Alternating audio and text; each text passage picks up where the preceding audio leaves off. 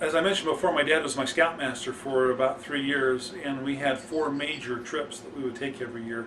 And one of those trips was a float trip down the Walker River. Now that might sound like a lot of fun, except that the Walker River is only about 6 feet wide.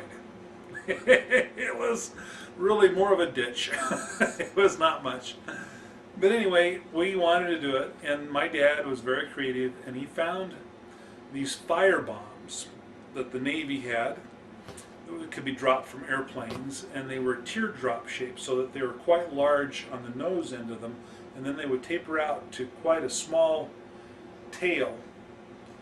And these were surplus, and they were empty, completely empty, very clean, and they were packed in crates, and the crates were made out of angle iron. And he figured that what we could do is take 2 of these bombs out of the crates and then cut a hole in the large front part of it where a boy could sit in on one side, and then side by side you'd have 2 of them. So the large blunt end was the front of the boat, and so you'd have a hole on one and then a hole on the other side for a second boy. And we hand chiseled these holes out with just cold chisels and hammers. Took a long time, but it was something the boys could do. And we took garden hoses and we split the garden hoses lengthwise so that we could put them around the edge where we had chiseled this out, because it was very sharp. It was made out of kind of stainless steel. And lashed that, drilled a lot of holes all the way around. It took a long time to drill all those holes. Wore out a lot of drill bits.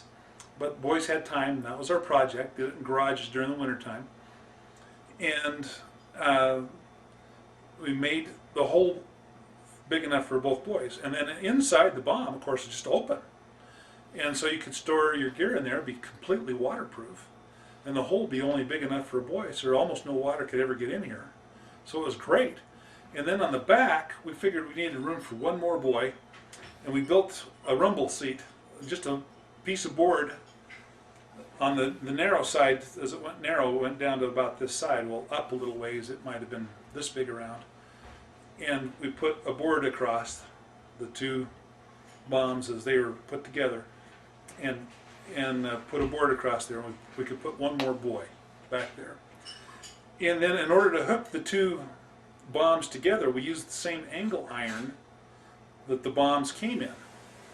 And we used cutting torches to cut the angle iron to the right size, and we bolted these 2 pieces together.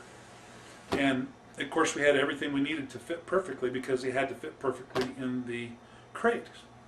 And so they did. They had round pieces that would go around to hold them steady, and it was perfect. And then we bought paddles and bought life jackets for everybody. And it seems to me like we had 8 of these. So you had 16 bombs. So that would mean you could put 16 boys on, but you could put 1 more. So 8 plus 16, is that 32? No. No. 24? 24. We're not very good at math. 24. 24 kids we could put in these boats. And anyway, in the springtime, we built these all winter long. We started in like October, and I think we did the float trip in April or something. And the Walker River runs into Walker Lake, which is the lake that's next to Hawthorne, and starts in the California Sierras, and it goes into this lake. Well, it actually stops at a reservoir that's part of the Indian reservation north of Hawthorne. Between Hawthorne and Fallon's an Indian reservation 33 miles away. And we put in upstream, and we probably only went about 15 miles, and we took 2 days to do it. And we got a very large trailer and stacked the boats on end, and got a pickup and pulled the trailers to the place where we put in, and floated downstream. Well, what we didn't realize was that there were barbed wire fences across this river every so often to keep the cattle straight. So we had to deal with barbed wire fences. We had to deal with trees that had fallen down. And the Edwards boys were put in the same boat. And they were brothers, so you shouldn't put brothers in the same boat.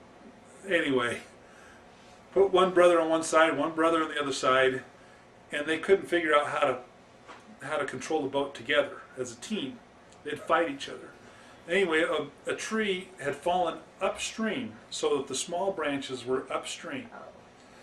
Left, right, no, go the other way, no, go the other way. Well, anyway, they hit it dead center between the two bombs where the angle iron hooked the two bombs together.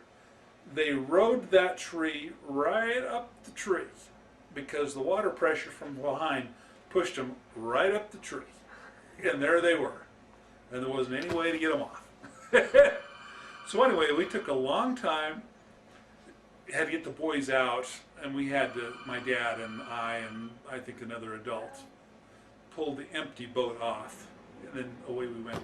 Another funny thing that happened on that trip was my dad had promised to make pancakes on the next morning, and he had this large cauldron of pancake batter. And I slept next to my buddy, Ron Mortensen, and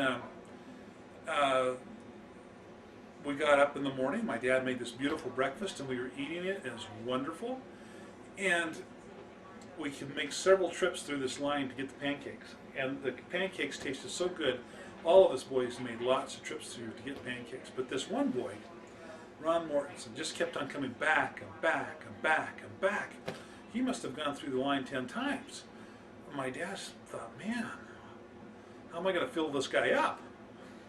Well, then he got looking over, and my dad saw that Clifton Bryant was still in a sleeping bag. And he says, hey, isn't that your buddy over there still in a sleeping bag? Yeah, well, don't you think you better wake him up to get him some pancakes here? And he looked in the cauldron of batter to see how much was left. He says, is that all there is? Yep, that's all there is. In that case, I'm staying right here. So he wanted all the pancakes he could get, and he didn't care if his buddy got any pancakes. But anyway, we did have a lot of fun on that trip. And like I say, we did 4 trips a year. My dad was the scoutmaster for 3 of those years. We made that trip, I think, all 3 years. After my dad wasn't the scoutmaster anymore, I think they did it one more time, and I think that was it. I think that was it for the boats. They're kind of hard to work. When they got out in the reservoir, they were very difficult with the wind. It was a real big problem, and so the boats really weren't worth very much. But, you know, for taking a whole group of scouts down a small river and just having all kinds of adventures and staying out overnight under the stars and just having a great time, just regardless of how stupid it was, it was still a great time. And the boys and the adults were together, and that was the whole main point. And it was a terrific, terrific time, and we certainly learned a lot.